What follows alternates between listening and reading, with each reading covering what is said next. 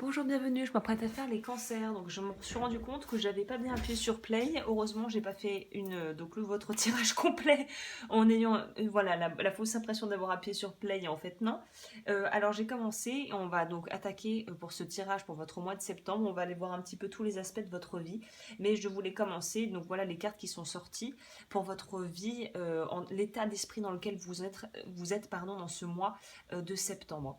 Donc comme je le disais, nous avons l'esprit du lapin, vous êtes dans une période de chance, et l'esprit de la souris, occupez-vous des petites choses.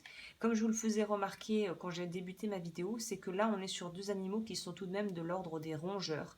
Et pour moi les rongeurs sont des animaux qui vont quand même être dans une forme de coopération et travailler entre guillemets en communauté ou en famille. Ce qui d'ailleurs va très bien résonner avec votre signe, qui est un signe généralement quand même assez porté sur la famille. Si c'est pas la famille biologique, ça va être la famille de cœur ou un besoin d'être contenu dans un cadre sécurisant.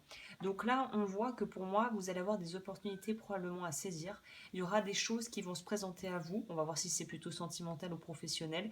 Mais il faudra savoir, en fait, j'ai l'impression que vous allez devoir agir rapidement et prendre des décisions rapidement. Mais pour prendre les bonnes décisions, il va falloir quand même poser les choses et les poser correctement.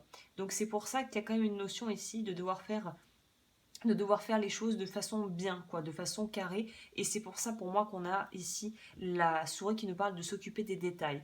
On pourrait aussi nous dire avec cette carte que s'il y a des choses qui vous tracassent, qui vraiment, voilà, vous agacent, il est peut-être temps de justement régler ces choses et pouvoir micromanager pour pouvoir vous libérer de petites choses, mais mis bout à bout. Et si on accumule une petite chose plus une petite chose plus une petite chose, ça fait un paquet de petites choses qui peut-être vous agacent ou vous perturbent.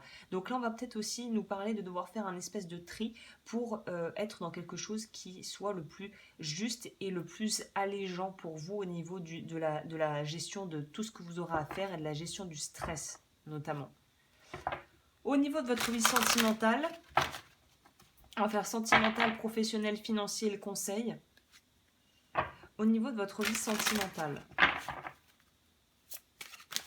on va prendre deux cartes. Ce mois-ci, je fais différemment d'habitude. Voilà, pour moi, les tracasseries, là, les cartes vont plutôt nous indiquer que j'allais dire catastrophe, le lapsus. Les tracasseries vont arriver plutôt, ou en tout cas pour moi, sont de l'ordre de votre vie personnelle. Pas forcément sentimentale à proprement parler, mais on nous signifie bien ici qu'il y a soit des intrigues dans la famille, soit des désaccords par rapport à des choix à prendre en famille, entre guillemets, ou avec vos proches par rapport à un projet. Et on sent que tout le monde n'est pas OK. Tout le monde n'a peut-être pas le même avis. Peut-être que c'est lié d'ailleurs aux mesures sanitaires qui ont été prises. Ça peut être des choses de l'ordre de voilà des vrais désaccords concernant des formes d'idéologie ou de croyances qui font qu'on peut peut-être se mettre un peu en froid, où on sent que ça va être un peu terrain miné et que vous allez devoir faire un petit peu soit être à prendre avec des pincettes, soit savoir que dans votre entourage, il y a des gens qui vont peut-être être un petit peu, d'une certaine manière, agaçants ou qui vont vous tracasser avec des problèmes qui, au final, peut-être ne vous concernent pas directement, mais il y a un sentiment quand même d'agacement dans l'énergie de votre vie personnelle. Hein. Ok, on va aller voir du côté professionnel et après je recouvrirai avec d'autres cartes. C'est exactement ce que je vous dis, c'est-à-dire que j'ai l'impression que pour certaines personnes, alors ça ne sera pas une majorité parce que voilà, tout le monde ne travaille pas entre guillemets en famille, mais il y a une notion de ne pas être seul à décisionnaire des décisions importantes à prendre, que ça soit voilà pour vos enfants, pour une famille, voilà pour ce genre de choses. On vous dit ici que les choix devront être partagés, et il va falloir se décider ensemble. Vous n'êtes pas seul à prendre les décisions et je pense que c'est ce qui crée aussi une forme à la fois, ça peut être hyper bénéfique et hyper enrichissant d'avoir plein d'opportunités, plein d'idées et des gens qui ont des opinions et des visions différentes pour pouvoir arriver à un but commun, puisque rappelons-le, là on est dans votre vie professionnelle et si vous ne travaillez pas, ça va être vos projets de vie. Mais j'ai l'impression que c'est un peu la disposition, trop de choix tue le choix. Entendre trop de sons de cloche, avoir trop de gens qui donnent leurs avis, qui veulent vous dire ce qui est bien pour vous, même d'ailleurs si c'est quelqu'un ou une ou des personnes qui ont des financements ou qui sont peut-être plus, on va dire, comment dire ça, qui auraient, on pourrait penser de prime abord, plus leur mot à dire parce qu'ils financent, parce qu'ils aident, parce qu'ils prennent les décisions. Mais au final, non. Au final, c'est quelque chose qui se prend d'un commun... Ce sont des décisions qui se prennent d'un commun accord et il faut que tout le monde soit d'accord en fait. Donc là, ça peut être un peu comme une forme de pourparler qui n'en finit pas, où tout le monde donne son avis, et au final, on choisit rien et vous n'avancez pas, quoi, et personne ne se positionne clairement.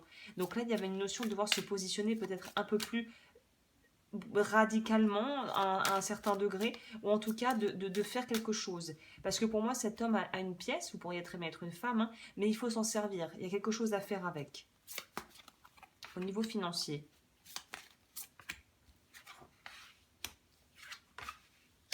Alors là, le travail que vous pourriez faire pour débloquer les choses, si ça vous parle, ça va être de travailler sur le troisième chakra qui est le Manipura, qui est le chakra du plexus solaire qui est en lien avec la révocation du vœu de sacrifice, voilà, si je ne m'abuse. Donc là, il y a une notion de sortir d'une forme sacrificielle, de vouloir à tout prix faire plaisir à tout le monde pour vous faire ce que vous sentez être le plus adapté, quitte à prendre peut-être des risques, alors encore une fois, des risques mesurés évidemment, mais pour sortir d'une forme de...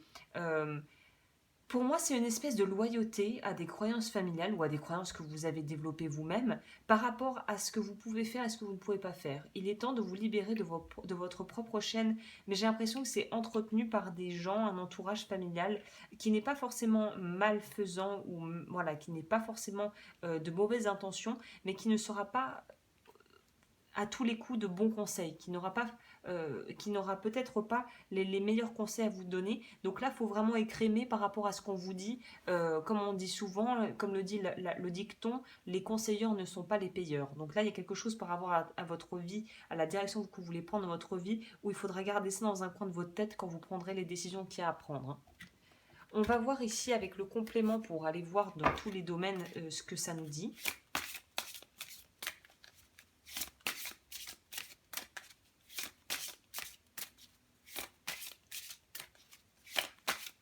Alors, au niveau de votre vie personnelle ou amoureuse, spiritualité avec le cerisier du Japon.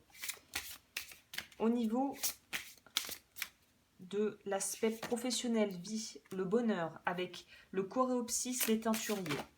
Et sur votre vie matérielle, la vérité. Morelle, douce, amère. Donc oui, c'est bien ça. On vous dit ici qu'il va falloir mettre les choses très au clair au niveau de votre gestion des finances et de comment vous gérez votre budget, notamment si vous êtes voilà, marié ou que vous êtes en charge d'une famille.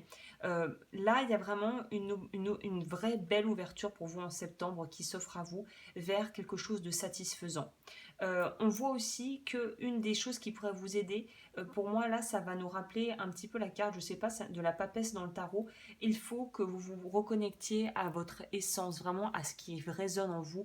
Faites les choix avec le cœur, faites les choix justes pour vous et vous verrez que tout va rentrer dans l'ordre. Mais j'ai l'impression que il ne faut pas que vous tombiez dans une forme euh, de, ne vous laissez pas trop influencer et surtout être, comment on va dire, c'est quoi le terme? J'ai oublié le terme, de vous laisser euh, impressionner, c'est ça, par des gens qui pourraient paraître plus importants ou plus sages ou qui ont plus de connaissances que vous, mais au final, vous avez des ressources en vous qui sont largement suffisantes pour pouvoir gérer tout ce que vous avez à faire. Donc n'attendez pas des solutions, que les solutions soient générées de l'extérieur. C'est à vous, en prenant en compte des détails importants dans le plan global de comment arriver à destination, que vous allez pouvoir faire les meilleures prises de décision. Pour moi, dans votre vie matérielle, vraiment purement financier, la carte de la vérité, pour moi, c'est savoir aussi protéger et valoriser ses intérêts et s'affirmer surtout. C'est ça que je ressens pour vous. On va voir, donc là, on nous parle quand même du chakra, donc du vœu de sacrifice à révoquer. On va voir si on n'a pas un deuxième sur lequel vous pourriez travailler ce mois-ci. Pour la révocation de vœux, la vidéo est en barre d'infos et pour me contacter si vous souhaitez être accompagné là-dedans, mes accompagnements sont également en barre d'infos. Les rêves.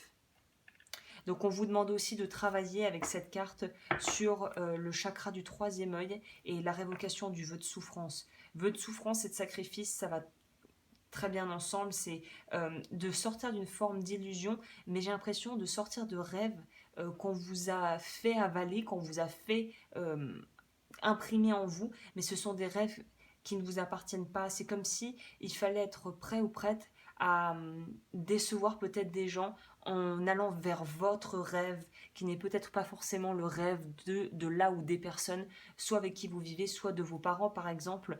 Si votre père ou votre mère a toujours rêvé que vous soyez, je sais pas moi, un chercheur de renom ou un sportif de haut niveau et que vous, c'est pas du tout votre truc, bon bah à un moment donné, il faut choisir sa propre voie, quitte à décevoir. Et au final, si vos proches vous aiment véritablement, ils accepteront que surtout, ils vous diront que ce qui leur importe, c'est que vous soyez heureux ou heureuse.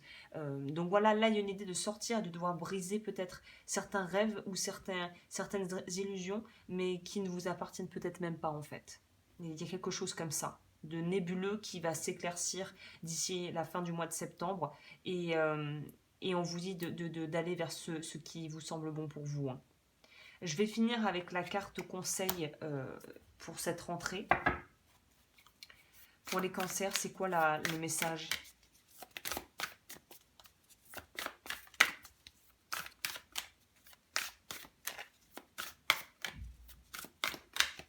Je ne sors pas souvent ces cartes, mais là, je trouve que la rentrée s'y prête bien. Le Pachamama. Je vais vous lire la carte. Que d'ailleurs, je ne sors pas souvent dans cet oracle. Vous êtes un enfant de la terre, il est maintenant temps de bien vous nourrir, d'aimer sans rien attendre en retour et d'être joyeux, quelles que soient les circonstances dans lesquelles vous vous trouvez. Soyez reconnaissant pour votre vie, votre corps et tout ce qui vous nourrit.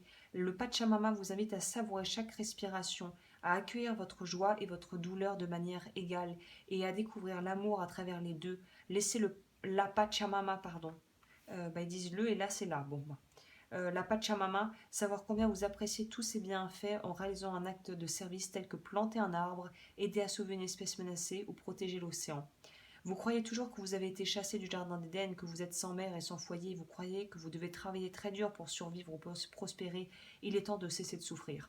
Abandonnez ce vieux mythe et de constater qu'on vous a donné le jardin pour que vous puissiez en jouir et devenir son gardien. Votre mélancolie est en réalité un désir de retourner au cœur de la Pachamama. Écoutez profondément la mère qui est toujours là pour vous. Marchez dans la beauté et honorez la vie. Sachant qu'en plus, les cancers ont quand même un lien à la mère de façon symbolique. Donc voilà, votre jardin est là. Il ne reste plus qu'à enlever les mauvaises herbes et à faire pousser ce que vous voulez faire pousser. Voilà, le choix est vôtre. Bah écoutez, je vous laisse ici. N'hésitez pas à liker, à vous abonner, à me contacter si vous le désirez et à vous abonner à ma deuxième chaîne si vous arrivez ici, c'est l'eau du feu. Et je vous retrouve très vite pour de nouvelles vidéos.